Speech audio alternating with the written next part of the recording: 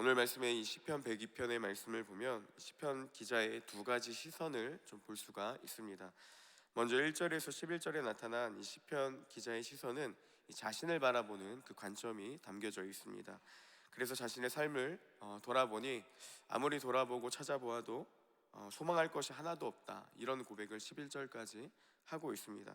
그리고 이 자신을 향했던 그 시선을 이제 오늘 말씀 12절부터는 하나님께로 향하기 시작합니다. 그리고 이 주님께로 그 시선을 향한 후 하나님은 어떤 분이시고 또 어떻게 일하시고 역사하시는지를 이제 묵상하기 시작합니다. 저희 구체적으로 살펴보면 먼저 12절 말씀을 함께 보겠습니다. 우리 12절을 함께 읽겠습니다. 여호와여, 주는 영원히 계시고 주에 대한 기억은 대대에 이르리이다.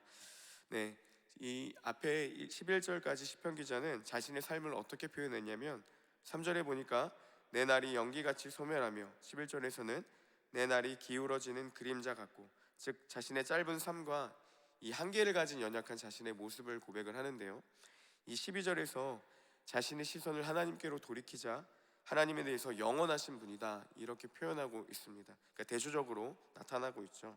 그리고 주는 영원히 계시다라는 표현은 이 왕이신 하나님께서 다스리신다라는 표현을, 그 의미를 담고 있습니다. 그래서 세번역 성경은 주님은 영원히 보좌에서 다스리시며 라고 번역했습니다. 그러니까 자신의 짧은 인생과 덧없고 그 그림자 같은 연기같이 쉽게 소멸하는 자신의 삶에 반해서 하나님은 영원하시고 또 이곳을 우리를 영원히 다스리시는 분이시다, 이렇게 이야기를 해주고 있습니다. 13절 말씀에도 보면 주께서 일어나사 시온을 긍휼히 여기시리니 지금은 그에게 은혜를 베푸실 때라 정한 기간이 다가오미니이다 라고 합니다. 하나님께로 시선을 두자 지금은 그 영원하신 왕께서 이 시온을 향해서 은혜를 베푸실 때다. 그러니까 절망적인 그 상황에서 이 은혜를 베푸시는 그 하나님을 보게 됩니다. 이 시온은 이스라엘과 이 하나님이 맺은 언약에 관련된 모든 것을 상징하는 표현입니다. 그리고 종말론적으로 이 하나님의 통치를 의미하고 있습니다. 여기 특별히 이 13절에 긍휼히 여기시다라는 그 단어는요, 이 모성애를 바탕으로 한 그 단어이고, 은혜를 베풀다라는 것은 이 베풀지 않아도 되는 선처를 베풀었다라는 의미를 담고 있습니다. 즉 이 두 단어는요, 사람이 상상할 수 있는 가장 애틋한 사랑을 향한 표현, 사랑에 대한 이 표현, 그 의미를 담고 있고, 시온을 향한 하나님의 그 사랑이 어떠한지를 잘 담겨져 있는 표현이라는 것이죠. 이 시편 기자가 하나님의 사랑을 시온을 향해 베푸실 때가 왔다, 은혜를 베푸실 때가 다가오고 있다, 이렇게 고백하고 있는 것이 이 13절의 표현입니다.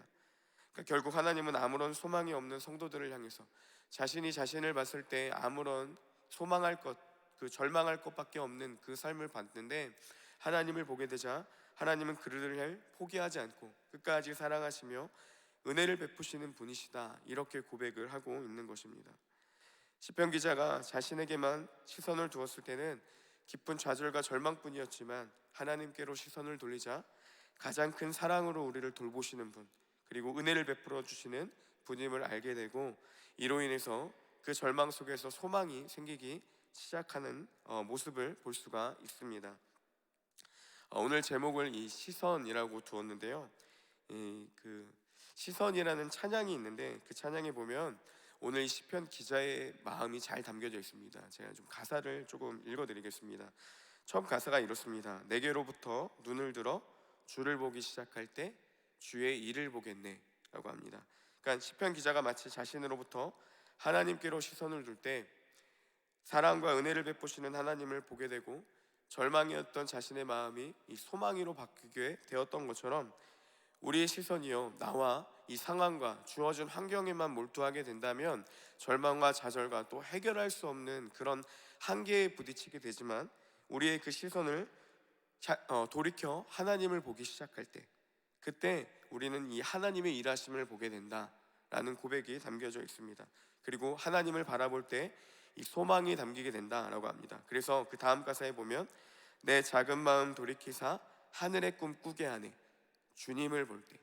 그러니까 이 그 찬양을 만든 사람은 뭐라고 표현하냐면요, 우리가 주님을 볼 때 하나님께서 우리의 작은 마음을 돌이켜서 하늘의 꿈을 꿀 수 있는 소망을 주신다, 이렇게 고백하고 있습니다. 그리고 후렴 가사가 이렇습니다.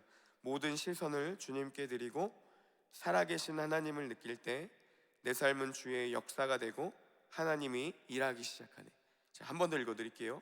모든 시선을 주님께 드리고 살아계신 하나님을 우리가 느끼게 될 때, 우리의 시선을 하나님께로 향하고 우리가 하나님의 살아계심을 느끼게 될 때 어떠한 일이 일어나냐? 내 삶은 주의 역사가 되고 하나님이 일하기 시작하네. 이런 가사의 고백입니다. 그러니까 우리의 모든 시선을 하나님께로 향해 우리가 그 하나님을 만나게 될 때, 우리가 그 주님을 느끼게 된다면 좌절과 낙심, 문제와 괴로움에 허덕이던 우리의 삶이 변화되기 시작하고 그 안에서 우리 안에 역사하시고 일하시는 하나님을 보게 된다. 이런 고백이 담겨 있는 표현입니다.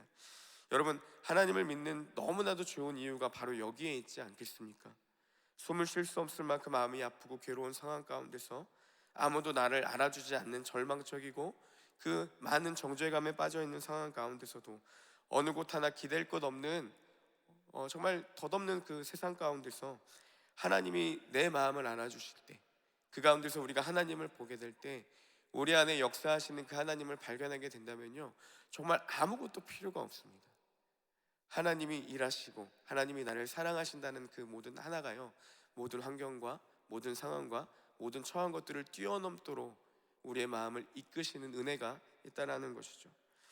아무런 소망이 느껴지지 않을 때, 공경에 처하는 순간마다 너무나도 잘 알지만 되지 않는 것, 그렇지만 우리가 꼭 추구해야 될 게 무엇이겠습니까? 우리의 시선을 하나님께로 돌이키는 것입니다. 그러면 우리의 상황과 환경의 안목에서 벗어나 우리가 그때 하나님의 일하심을 보게 되는 은혜가 주어진다라는 것이죠. 그래서 14절에서 이 시편 기자는 이렇게 고백합니다. 주의 종들이 시온의 돌들을 즐거워하며 그의 티끌도 은혜를 받나이다. 하나님의 은혜의 때가 다가오자 어떤 일들이 나타나냐? 이 시온의 돌들만 봐도 즐겁다고 이 시편 기자는 표현합니다. 그리고 티끌에도 정을 느낄 정도로 큰 기쁨이 우리 가운데 임한다, 이렇게 고백하고 있습니다.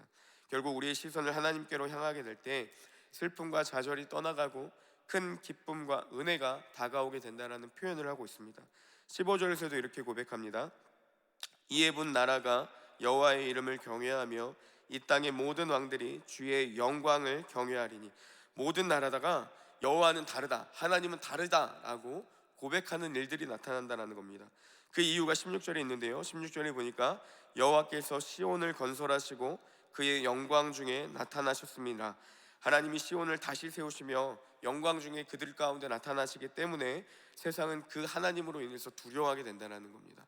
우리를 낙심하게 만들고 좌절하게 만들고 소망이라고는 하나도 품을 수 없게 만들었던 우리를 위협하던 세상 가운데서 하나님이 일하심을 보게 될 때 모든 이들이 두려워하게 되고 그분을 향한 경외로 바뀌게 된다는 거죠. 이 세상의 가치관은요, 적게 가진 자들, 경쟁에서 도태된 자들은 살아남을 수 없도록 냉정하게 버려버리는 게 세상의 가치관이고 우리가 속해 있는 사회인데, 하나님은요, 어떠한 상황이든지 자신의 백성들이 어떠한 처지에 있든지 비록 가장 절망적인 상황에 있다 할지라도 끝까지 함께 하시고 은혜를 베푸시는 분이심을 잘 표현해주고 있는 표현입니다. 그래서 19절 20절에도 보니까요, 여호와께서 그의 높은 성소에서 굽어보시며 하늘에서 땅을 살펴보셨으니 이는 갇힌 자의 탄식을 들으시며 죽이기로 정한 자를 해방하셨다라고 표현하고 있습니다. 하늘 높은 곳에서 이 땅을 바라보시고 갇힌 자들의 탄식을 들으시는 분이 하나님이시고 죽은 자들을 해방시켜 주시는 분이 하나님이시다, 이렇게 선언하고 있습니다. 이처럼 하나님은 하나님의 백성들을 절대로 한순간도 외면하지 않으시고 포기하지 않으시는 분이심을 보여주고 있습니다. 그리고 지금도 굽어 살피시고 갇힌 자들, 세상에서 허덕이고 자신의 소리를 듣고 돌이키기를 원하시키는 자들을 해방시켜 주신다는 사실이죠. 17절의 말씀도 보니까요, 여호와께서 빈궁한 자의 기도를 들으시며 그들의 기도를 멸시하지 아니하셨도다 라고 표현하고 있습니다.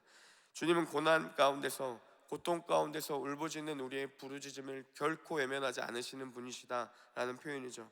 절망 속에서 우리가 기도가 너무나도 안 돼서 때로는 답답하고 좌절하고 낙심이 될 때가 있지 않겠습니까?